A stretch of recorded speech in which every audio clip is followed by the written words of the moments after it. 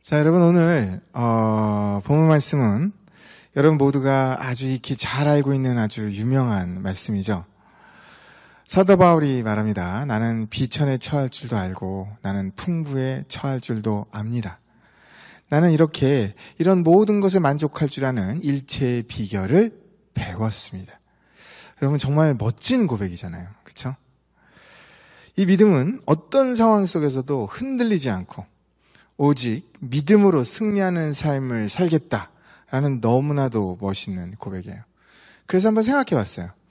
과연 이런 멋진 고백이 우리의 삶에 드러난다면 과연 그러면 정말 어떤 모습일까? 한번 구체적으로 생각해 봤어요. 상상을 해보니까 이런 거겠더라고요. 어떤 분이 사업을 시작한 거예요. 사업을 시작했을 때 너무 잘 되는 거예요. 너무 좋은 거야. 너무 행복한 거죠. 그랬는데 한 1년 정도 지나고 나니까 여기 사업체가 잘 되다 보니까 주변에서 경쟁업체들이 저거 잘 되네. 그래서 막 생기기 시작한 거예요. 그래가지고 점차 사업이 안 되기 시작하면서 이제는 여러분 렌트비 내는 것조차 버거워지는 상황이 벌어진 거죠.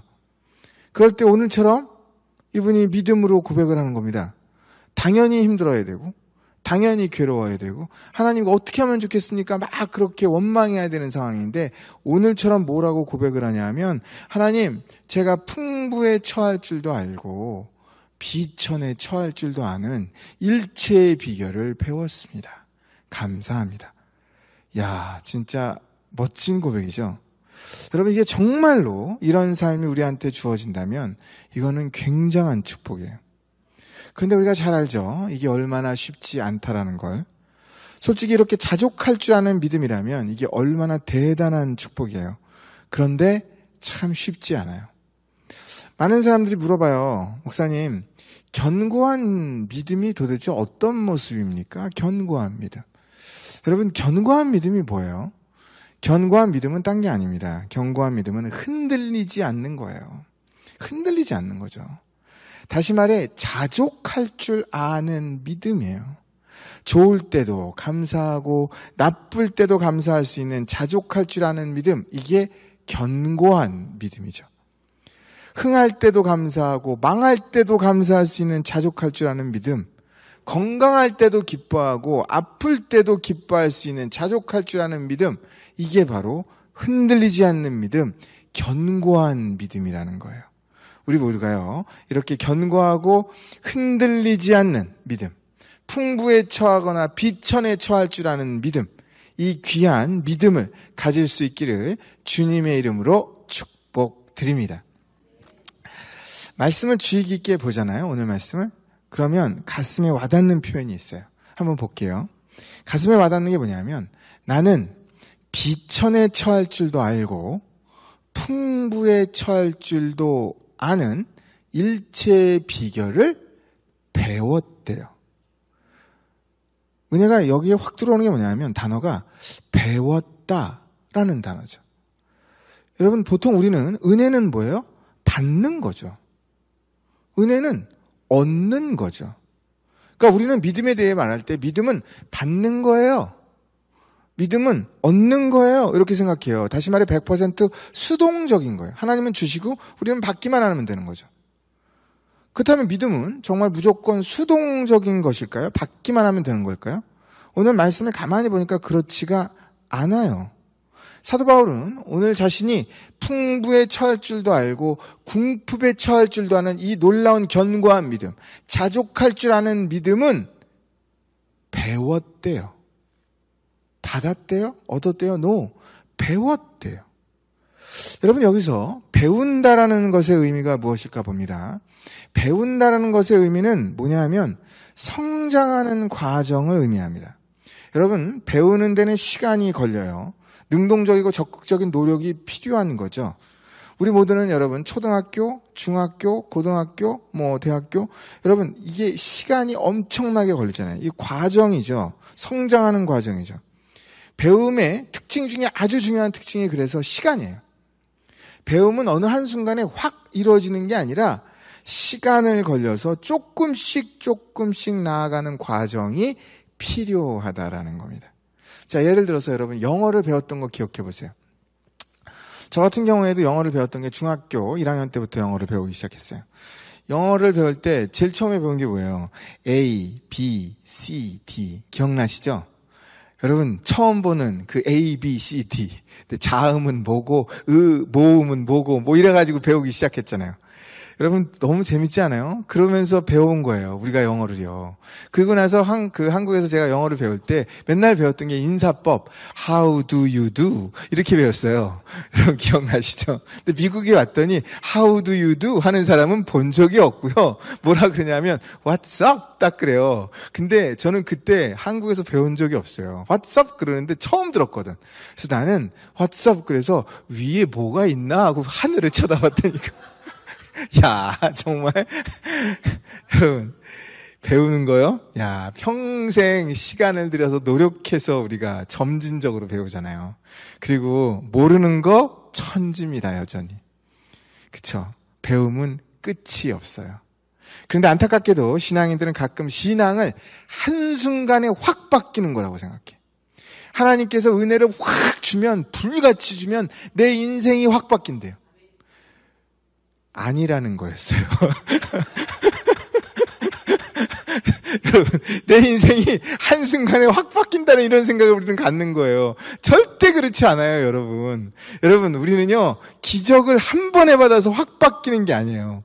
은혜를 받으면 하루 만에 사람이 확 바뀐다, 대단하게 쓰임받는다, 그렇지 않죠. 여러분, 기적만 바라보고 신학 생활을 하게 되면 정말 큰일 납니다. 언젠가 예수님께서 10명의 그 문둥병자들을 고친 날이 있었어요. 잘 아시죠? 10명의 문둥병자를 딱 고쳤거든요. 여러분, 질병은 확 바뀔 수 있습니다. 그게 기적이에요. 그런데 성경을 어디 봐도요. 성경에 어디 봐도 사람의 인품과 사람의 성품이 한 번에 확 바뀌었다. 그거는 없습니다.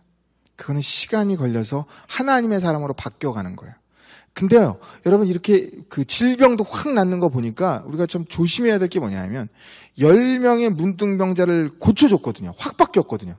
그런데 예수님께 돌아온 사람은 한 명밖에 없어요.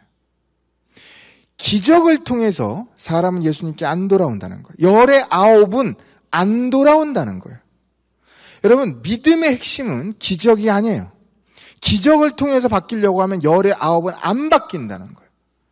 그러면 뭐가 믿음의 핵심일까? 믿음의 핵심은 말씀입니다. 생각해 볼게요. 천지를 만드셨을 때 하나님께서 무엇을 가지고 천지를 창조하시죠? 말씀을 가지고 창조하잖아요. 말씀으로 온 천하를 창조합니다. 예수님은 말씀이 육신이 되사 이 땅 위에 오셨어요. 여러분, 예수님께서 이 땅에 오실 때에도 말씀이 육신이 돼서 오십니다. 말씀으로 오시죠. 기독교의 핵심은 기적이 아니에요. 기독교의 핵심은 말씀이에요. 말씀 위에 기적이 더해지는 것이지 기적이 있고 거기에 말씀이 덧붙여지는 게 아니라는 겁니다. 신앙생활의 최대 포커스는 그렇게 항상 말씀이에요. 그렇게 요한복음 8장 32절은 이렇게 기록합니다. 진리를 알지니 진리가 너희를 자유케 하리라. 여러분, 진리를 알아가는 거, 말씀을 배우는 거, 말씀대로 훈련받는 것이 신앙의 핵심이자 믿음이 성장하는 데 핵심이라는 거예요. 진정한 신앙인은 기적을 당연히 소중히 여기지만 소망하지만 기적보다 더 귀 기울여야 될 과제가 있는데 그것은 배우는 거라는 거예요. 우리 모두 말씀을 배우는데 최선을 다할 수 있기를 주님의 이름으로 축복드립니다. 자, 그렇다면 여러분, 중요한 것이 있는데요. 중요한 것은 뭐냐면 배울 때 도대체 무엇을 배우냐라는 거예요. 배운다고 아무거나 막 배우면 큰일 나죠? 아무거나 막 배우는 게 아닙니다. 뭐 남 때리는 거 배우고 남 죽이는 거 배우고 그러면 큰일 나는 거잖아요. 오늘 본문에서 사도 바울이 무엇을 배웠나 보았습니다. 사도 바울이 무엇을 보았나 봤더니요. 사도 바울은 궁핍에 처할 줄도 알고 그리고 풍부에 처할 줄도 아는 일체의 비결을 배웠대요. 본문을 다시 볼게요. 나는 비천에 처할 줄도 알고 풍부에 처할 줄도 아는 일체의 비결을 배웠노라. 여러분, 사도 바울이 배운 것은 자족하는 법이에요. 풍부에 처할 줄도 알고 비천에 처할 줄도 알아요. 이게 무슨 말이에요? 자족하는 거죠. 세상은 풍부해야만 행복하다고 가르쳐줘요. 사도 바울은 풍부해도 감사할 수 있고 비천해도 감사할 수 있다는 거예요. 여러분이 젊었을 때는 행복했는데 나이가 드니까 이게 너무 힘든 거야. 행복이 사라진 거야. 그러면 안 된다는 거예요. 내가 예전에는 굉장히 잘 살았는데 지금은 좀 어렵게 사는 거예요. 그러니까 옛날에 행복한 것 같은데 지금은 행복이 다 없어진 거예요. 그러면 안 된다라는 거예요. 예전에는 교회가 굉장히 부흥했는데 지금은 그렇지 않은 거예요. 그러니까 옛날에는 행복했는데 지금은 그렇지 않은 거예요. 그러면 안 된다라는 거죠. 성도가 배워야 될 게 뭐냐? 성도가 주어진 능력이 뭐냐 하면 성도는 세상 사람들과 달라요. 풍부에 처할 줄도 알고 비천에 처할 줄도 아는데 이것이 둘 다 똑같이 행복하다는 거예요. 그래서 내가 젊었을 때도 행복하고 그리고 내가 나이 들어서도 행복하고 내가 돈이 많았을 때에도 행복하고 내가 지금은 가난한데도 행복하고 부흥했을 때도 행복하고 그리고 그렇지 않을 때에도 행복한 그 모든 것. 하나님이 우리에게 주시는 놀라운 행복의 비결임을 믿습니다. 여기서 정말 중요한 게 있어요. 자족할 줄 아는 거, 이 놀라운 행복, 이 놀라운 견고한 믿음, 이거는 어떻게 주어지나 보았더니요. 오늘 말씀에 이렇게 써 있습니다. 일체의 비결을 배웠노라. 여러분, 풍부에 처하는 거, 가난에 처하는 거, 그래도 둘 다 행복한 거, 이건 어떻게 얻는데요? 은혜로 얻는 게 아니라 이거는 배우는 거래요. 사도 바울은 그래서 거기다 단어를 쓰는데 비결이라는 단어를 씁니다. 비법이 있다라는 거예요. 사도 바울은 그 일체의 비법을 배우기 위해서 매일매일 훈련했다라는 거예요. 여러분, 훈련했다는 게 뭐죠? 훈련했다라는 거는요, 훈련하는 과정에서는 언제나 되고 때로는 안 되고 라는 게 겹친다라는 거예요. 여러분, 내가 뭐 이렇게 훈련하다 보면 공부할 때도 마찬가지예요. 훈련이잖아요. 언제는 기억이 나고 또 언제는 기억이 안 나는 거야. 그리고 내가 뭔가를 이렇게 그 요리를 훈련할 때 보면 요리를 할 때에도 언제는 잘 되고 언제는 또 안 되는 거예요. 그러면서 점점 성장한다는 거죠. 여러분이 풍부에 처할 때는 감사하고 가난에 처할 때는 어려울 때는 감사가 안 나와요. 그런데 믿음이 성장하고 견고해지면 가난하고 어려울 때도 내가 행복해진다라는 거거든요. 그것이 진짜 믿음이라는 거죠. 그런데 그게 잘 안 돼요. 훈련을 하다 보면 때로는 안 되기도 합니다. 그러니까 여러분들이 정말 내가 어려울 때 감사가 안 나온다고 너무 낭망하지 마시기 바랍니다. 훈련하고 있어요. 말씀을 바라보면서 이 훈련의 과정을 잘 함으로 말미암아 점점 더 풍부에 처할 때만이 아니라 비천에 처할 때도 감사가 늘어나고 행복이 늘어나고 그래서 결국은 내가 풍부할 때처럼 어려울 때에도 똑같이 감사할 줄 아는 그런 능력 있는 하나님의 견고한 하나님의 믿음의 사람이 될 수 있기를 주님의 이름으로 축복드립니다. 여러분, 질문 하나 드릴게요. 아주 심플한 질문. 믿음이 뭐예요? 믿음은요, 이렇게 말씀드릴게요. 믿음은 예수님이 내 마음에 구세주로 들어온 거예요. 그래서 그 예수님과 내가 더욱더 친밀하게 동행하는 과정. 이게 믿음입니다. 그런데 오늘은 저는 여러분들과 약간 다른 각도에서 믿음을 설명할 거예요. 약간 다른 각도에서 보면 믿음은 무엇일까 보았더니요. 믿음은 배움을 통해서 성장하는 과정이에요. 이게 믿음입니다. 배움을 통해서. 일체의 비결을 배움을 통해서 성장해가는 과정, 이게 믿음이에요. 여러분 보니까 흥미로운 게요. 예수님도요, 제자들을 훈련시킵니다. 제자들은 예수님을 통해서 3년이라는 시간 동안 엄청나게 훈련을 받죠. 제자들이 믿음을 가진 것은 어느 날 갑자기 예수님을 만나니까 기적을 경험하니까 갑자기 사람이 확 바뀌고 모든 것이 달라져가지고 나는 이제 하나님의 사람, 이게 아니었어요. 제자들도요, 예수님과 같이 3년씩이나 같이 함께 먹고 함께 웃고 행복하지만 때로는 예수님한테 정말로 혼도 나고 그리고 정말 예수님을 배척하기도 하고 정말 예수님을 버리기도 하고 저주하기까지 하는 이 모든 시행착오를 겪어가면서 성장해가는 과정이 바로 제자들의 믿음의 과정이었어요. 그렇게 시간을 들여서 매일매일 배웠더니, 심지어 시행착오를 하고 배웠더니 어떤 결과가 나타났어요. 그들의 믿음이 성장해서 그들을 통해서 오늘날 이 놀라운 교회들이 세워지는 이 놀라운 역사들이 이루어집니다. 12사도가 세워지는 거예요. 생각해 봤어요.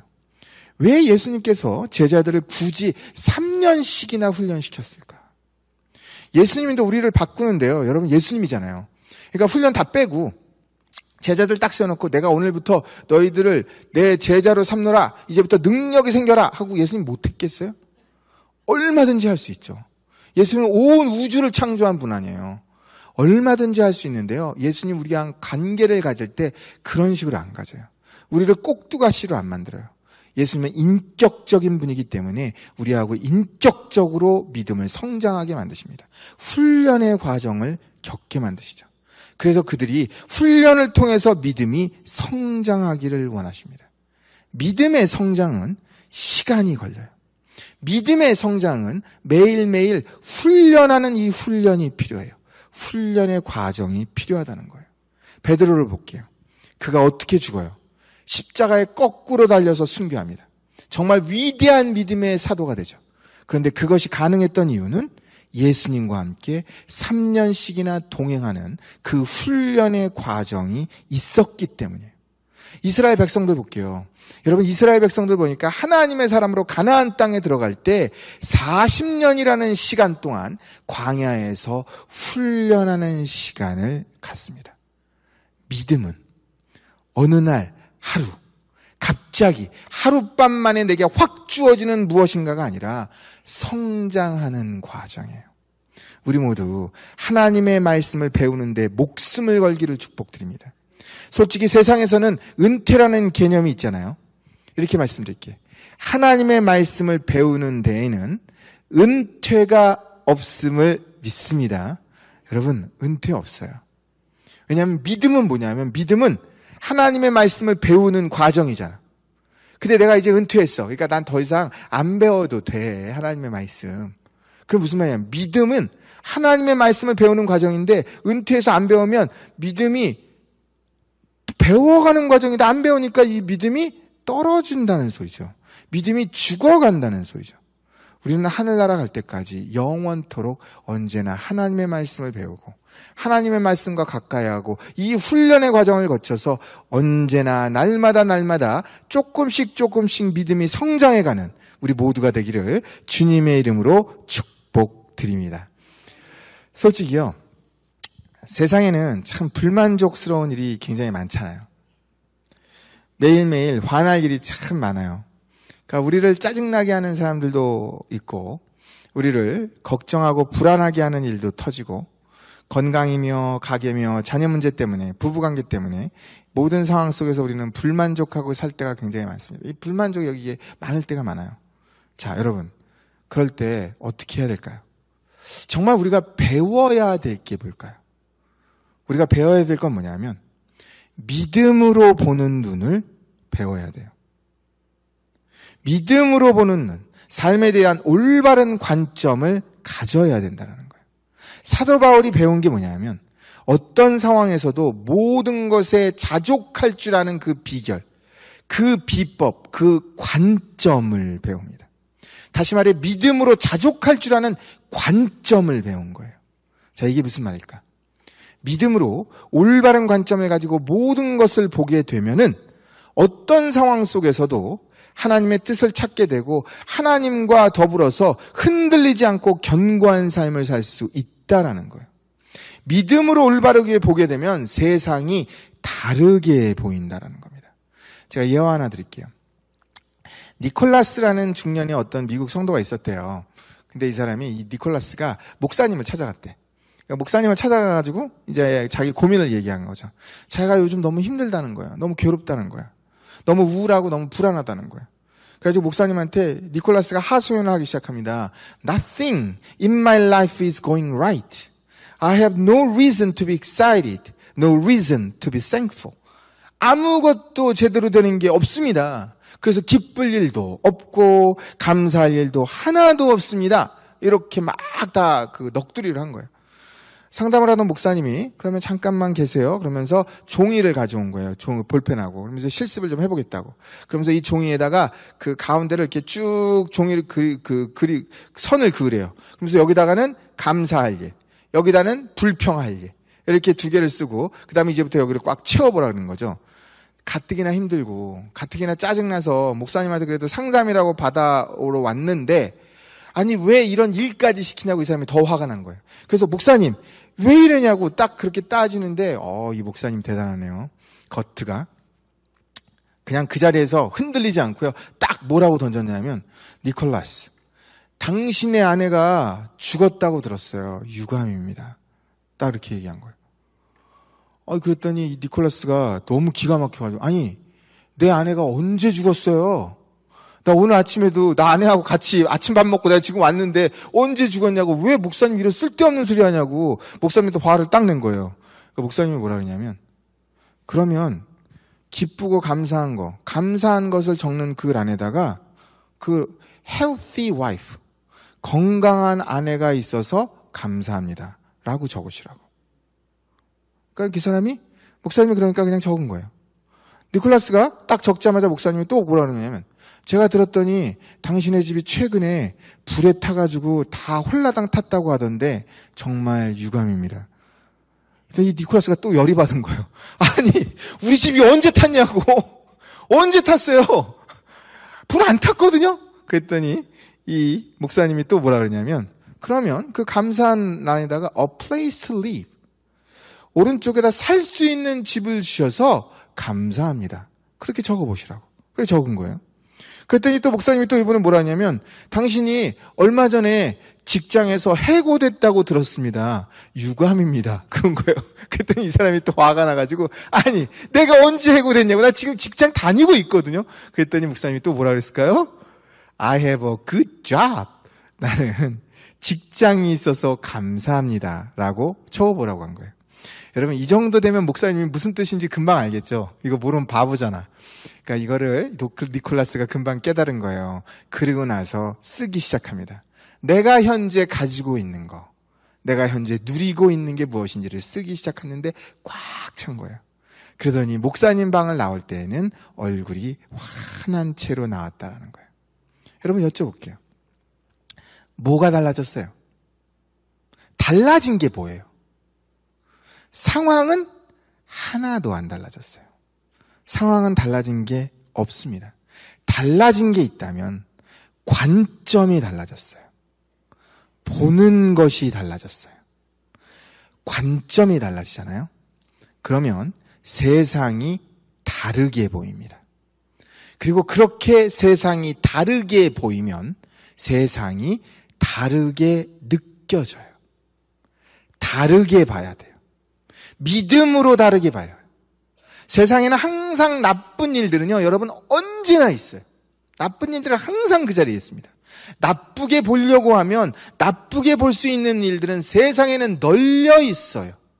화내야 될 것 같으면 화내야 될 상황이 세상에는 널려 있어요. 짜증내야 될 것 같으면 짜증내야 될 일이 세상에는 널려 있잖아요. 여러분, 불안해야 될 것 같으면 불안하고 두려울 일이 세상에 얼마나 많아요. 그러나 믿음으로 사는 자에게 필요한 게 뭘까요? 배우는 겁니다. 무엇을 배워요? 일체의 비법을.